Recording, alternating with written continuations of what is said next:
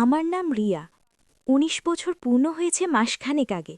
শরীরটা যেন নতুন ফুলের মতো ফুটে উঠছে, নরম কোমল, আর একটু একটু করে নিজের গন্ধ ছড়াচ্ছে। বাবা মা দুজনেই চাকরির সুবাদে বাইরে থাকেন। বাড়িটা বড়, আমি থাকি দোতলার কোনায় একটা ঘরে। দরজায় লাগানো আছে একটা ছোট্ট তালা, যেটা আমি নিজেই লাগাই, কারণ রাতের বেলা আমার কিছু কাজ থাকে, যেগুলো কেউ দেখলে লজ্জায় মাটিতে মিশে যাব। ঘরের জানালা দিয়ে শীতল হাওয়া আসে। বিছানার পাশে একটা ছোট্ট টেবিল ল্যাম্প। আলোটা ম্লান, কিন্তু যথেষ্ট। আমি শুয়ে থাকি পাতলা একটা নাইটি পরে। কখনো কিছুই পড়ি না। শরীরটা যেন নিজের সঙ্গে কথা বলে। আঙুলের ডগায় একটা অদ্ভুত কাঁপুনি। চোখ বন্ধ করে থাকলে মনে হয় কেউ যেন আমার কানে ফিসফিস করে আরেকটু আরেকটু গভীরে। আমি জানি এটা আমার নিজেরই কণ্ঠ, কিন্তু রাতের অন্ধকারে সেটা অন্য কারো মনে হয়। একদিন সন্ধ্যায় মামা এলেন, বাবার ছোট ভাই।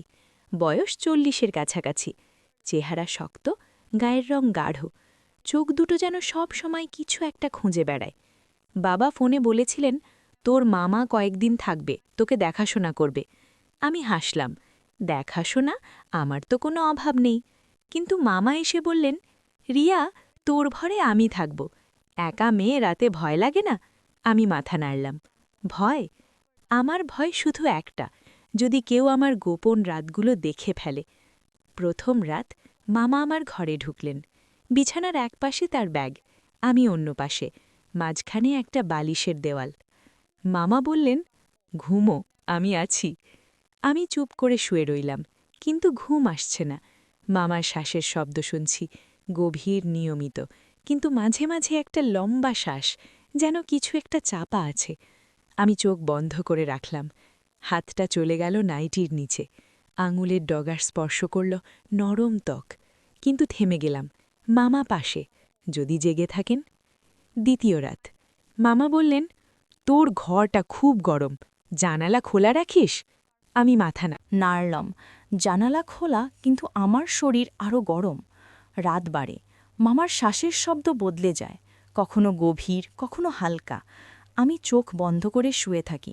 হাতটা আবার চলে যায়, কিন্তু এবার একটা আওয়াজ। মামা উল্টে শুলেন। আমি থেমে গেলাম। হৃদয়ে ধূপকানি শুনতে পাচ্ছি। মামা কি জেগে আছেন? তৃতীয় রাত। আমি আর পারছি না। মামা ঘুমিয়ে পড়েছেন মনে করে আমি চাদরের নিচে হাত চালালাম। নাইটিটা ওপরে তুলে দিলাম। আঙুলের ডগা স্পর্শ করল সেই জায়গাটা যেটা রাতের বেলা আমার সবচেয়ে কাছের বন্ধ। চোখ বন্ধ, শ্বাস ভারী, কিন্তু হঠাৎ একটা শব্দ। মামা কি নড়লেন? আমি থেমে গেলাম। চাদর সরিয়ে দেখি মামার চোখ বন্ধ, কিন্তু মুখে একটা অদ্ভুত হাসি। আমি ভয় পেয়ে গেলাম, কিন্তু শরীরটা আর শোনে না। আমি আবার শুরু করলাম, এবার আরও ধীরে, আরও গোপনে। চতুর্থ রাত। বৃষ্টি পড়ছে, বিদ্যুৎ চলে গেছে, ঘর অন্ধকার।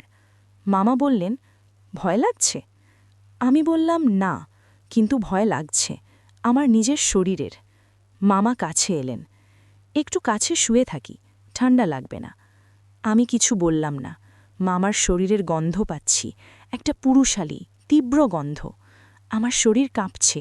হাতটা চলে গেল নিচে, কিন্তু এবার মামার হাত আমার কোমরে। ঘুমো বললেন তিনি, কিন্তু তার হাতটা নড়ছে না। আমি চুপ করে আছি, শরীরটা যেন আগুন। পঞ্চম রাত। আমি আর লুকোতে পারছি না। মামা জেগে আছেন, আমি জানি। আমার হাত চলছে, মামার শ্বাস ভারী। হঠাৎ মামা বললেন, রিয়া, তুই কি করছ? আমি থেমে গেলাম। চাদর সরিয়ে দেখি মামার চোখ খোলা, চোখে একটা আগুন। আমি কিছু বলতে পারলাম না। মামা উঠে বসলেন।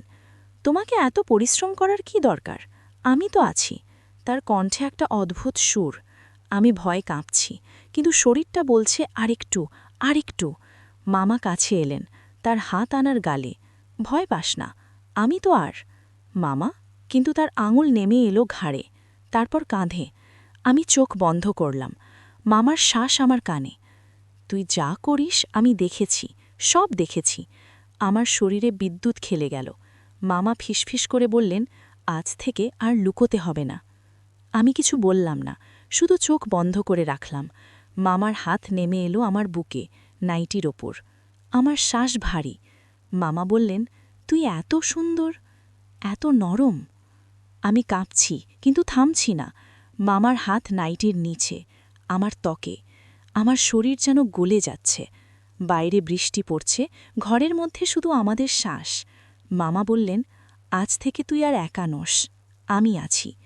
আমি চোখ খুললাম। মামার চোখে একটা অন্ধকার, একটা রহস্য। আমি জানি না এরপর কি হবে, কিন্তু আমার শরীর জানে। বৃষ্টির শব্দটা যেন ঘরের দেয়ালে ঢুকে, বিদ্যুতের একটা ঝলক, আর মামার মুখটা আলোকিত হয়ে যায়। চোখে আগুন, ঠোকে একটা অদ্ভুত হাসি। আমি চাদরের নিচে কুঁকড়ে আছি, নাইটিটা কোমর পর্যন্ত উঠে গেছে। মামার হাতটা এখনও আমার বুকে, আঙুলের ডগায় একটা বৃত্ত আঁকছে, ধীরে, নরমে, কিন্তু যেন জ্বালিয়ে দিচ্ছে। আমি চোখ বন্ধ করে আছি, শ্বাস ভারী। মামা ফিসফিস করে বললেন, ভয় পাস না, আমি তোকে কষ্ট দিতে আসিনি। তার হাত নেমে এলো পেটে, নাভির চারপাশে। আমার শরীর কাঁপছে। মামা বললেন, তুই এতদিন একা একা কষ্ট করেছিস, এখন থেকে আর করতে হবে না। আমি কিছু বললাম না, শুধু চোখ খুললাম। মামার চোখে একটা গভীরতা, যেন তিনি আমার ভিতরে ঢুকে পড়ছেন। মামা উঠে বসলেন, নাইটির ফিতে ধরলেন। এটা খুলে ফেল, গরম লাগছে। আমি হাত বাড়ালাম, কিন্তু থেমে গেলাম। মামা হাসলেন, লজ্জা পাস, আমি তোর মামা। তার হাত নাইটির ফিতে টানল, এক ঝটকায় খুলে গেল। নাইটিটা কাঁধ থেকে নেমে এলো। আমি হাত দিয়ে বুক ঢাকলাম। মামা হাসলেন, এত লজ্জা, তুই তো রাতে একা একা। তিনি থেমে গেলেন। আমি জানি কি বলতে চান। মামা আমার হাত ছড়িয়ে দিলেন। দেখি তার চোখ আমার বুকে, আমার শরীরে একটা শিহরণ। মামা বললেন, এত সুন্দর, যেন ফুলের পাপড়ি। তার আঙুল বুকে, তারপর নিচে। আমি চোখ বন্ধ করলাম। মামার শ্বাস আমার গলায়। রিয়া, তুই জানিস আমি কতদিন ধরে তোকে দেখছি? আমি চমকে উঠলাম, কতদিন? মামা বললেন, তোর বাবা যখন বলল তোকে দেখাশোনা করতে হবে, আমি রাজি হয়ে গেলাম। কিন্তু আমি জানতাম না তুই এত। তিনি থেমে গেলেন। আমি জিজ্ঞেস করলাম, কি? মামা হাসলেন, হ্যাঁ তো আগুন। তার হাত নেমে এলো আমার উরুর মাঝে। আমি কেঁপে উঠলাম।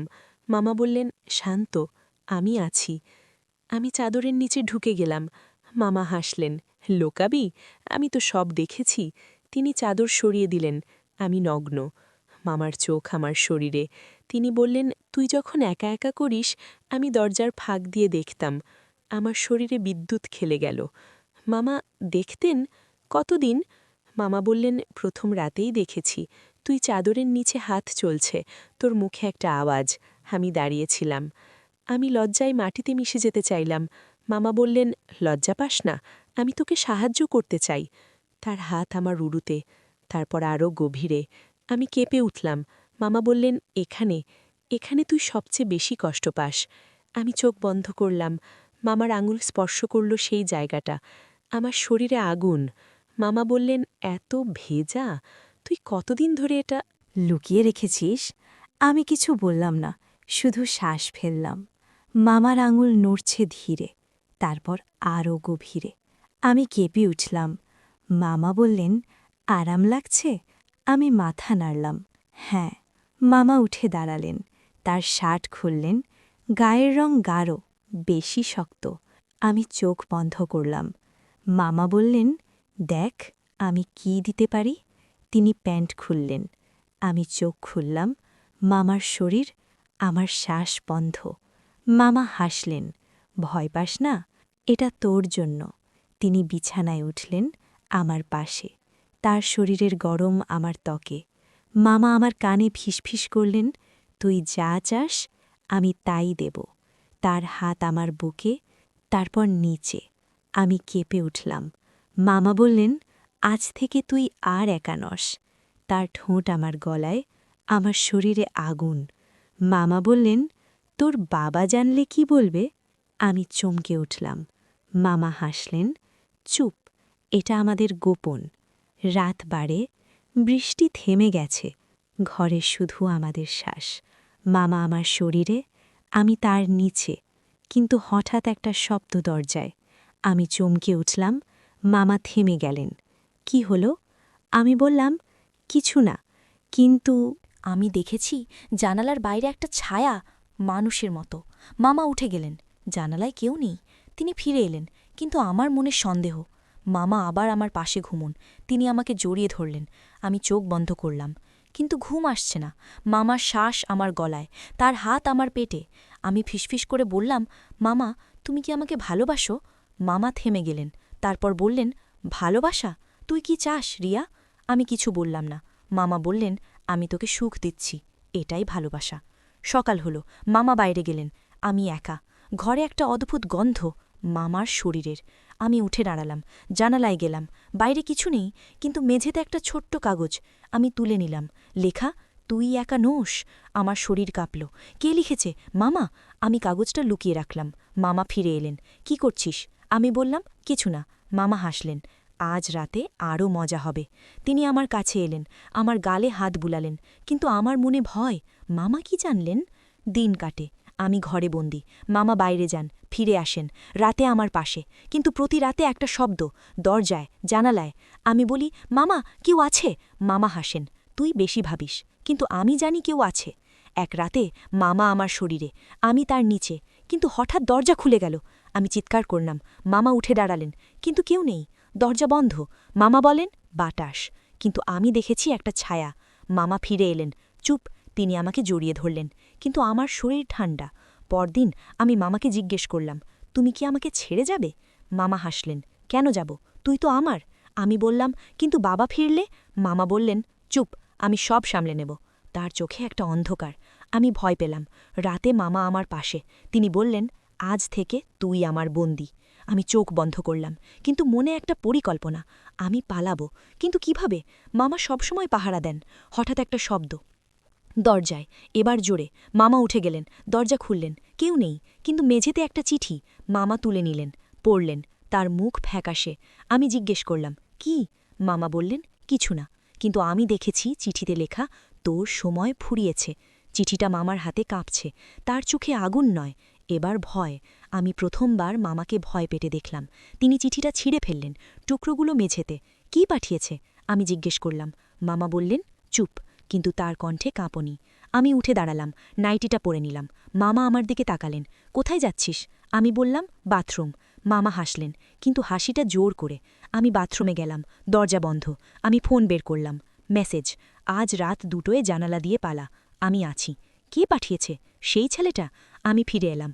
মামা বিছানায় ঘুমুন। আমি শুয়ে পড়লাম, কিন্তু ঘুম নেই। ঘড়িতে 1:45 নিশা। আমি অপেক্ষা করছি। মামা ঘুমোচ্ছেন, তার শ্বাস নিয়মিত। আমি ধীরে উঠলাম, জানালায় খুললাম। বাইরে অন্ধকার, কিন্তু একটা ছায়া, ছেলেটা।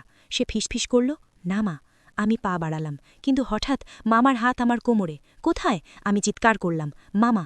আমাকে টেনে বিছানায় ফেললেন। তুই পালাবি? তার চোখে পাগলামি। আমি কাঁদলাম, মামা ছাড়ো। মামা হাসলেন, না, তুই আমার। মামা আমাকে চেপে ধরলেন, তার হাত আমার গলায়। কে তোকে মেসেজ পাঠিয়েছে? আমি কিছু বললাম। মামা চাপ দিলেন, বল। আমি শ্বাস নিতে পারছি না। আমি জানি না। মামা ছাড়লেন। মিথ্যে? তিনি আমার ফোন নিলেন, মেসেজ দেখলেন। তার মুখ ফ্যাকাশে। মামা বললেন, রাহুল? আমি চমকে উঠলাম, কে? মামা বললেন, তোর কাজিন, আমার ভাইয়ের ছেলে। আমি জানি না। মামা বললেন, ও আমাকে মারতে চায়। আমি ভয় পেলাম। মামা বললেন, তুই ওর সঙ্গে যাবি? আমি মাথা নাড়লাম, না। মামা আমাকে জড়িয়ে ধরলেন, তুই আমার। তার ঠোঁট আমার গলায়। আমি কাঁপছি। মামা বললেন, আজ শেষ রাত। আমি বুঝলাম না। মামা উঠে গেলেন, একটা ছোট বাক্স বের করলেন। ভিতরে একটা ছুরি। আমার শরীর কাঁপল। মামা বললেন, ভয় পাস না, এটা রাহুলের জন্য। ঘড়িতে 2টো, জানালায় শব্দ, রাহুল? মামা ছুরি নিয়ে দাঁড়ালেন, আয়। দরজা খুলে গেল। রাহুল ঢুকল, তার হাতে একটা লাঠি। মামা ছাড়ো রিয়াকে। মামা হাসলেন, না। দুজনে লড়তে শুরু করল। আমি চিৎকার করলাম, লড়াই! রাহুল মামাকে আঘাত করল। মামা পড়ে গেলেন, রক্ত। আমি কাঁদতে লাগলাম। রাহুল আমাকে টেনে বাইরে নিয়ে গেল, চল। আমি পিছনে তাকালাম, মামা মেঝেতে। তার চোখে আমি রিয়া। আমি কাঁদলাম। রাহুল বলল, ও পাগল, ও তোকে মেরে ফেলত। আমি কিছু বললাম না। বাইরে পুলিশের সাইরেন। কে দেখেছে? রাহুল বলল, আমি। আমি তার দিকে তাকালাম। তুমি? রাহুল বলল, তোর কাজিন। আমি জানতাম মামা কি করছে। আমি কাঁদলাম। পুলিশ এলো, মামাকে নিয়ে গেল। আমি রাহুলের কাঁধে মাথা রাখলাম। সব শেষ। রাহুল বলল, না, শুরু। আমি বুঝলাম না। পরদিন আমি হাসপাতালে। মামা বেঁচে আছেন, কিন্তু পাগল। ডাক্তার বলল, ওর মাথায় সমস্যা। আমি কাঁদলাম। রাহুল আমার পাশে।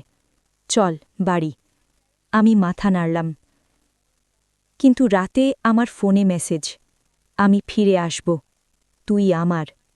আমার শরীর কাঁপল। রাহুল বলল, কি হলো? আমি ফোন দেখালাম। রাহুল বলল, ভয় পাস না, আমি আছি। কিন্তু আমি জানি এটা শেষ নয়। মামার চোখের আগুন এখনও জ্বলছে। আমি একা নই, কিন্তু আমি মুক্তও নই।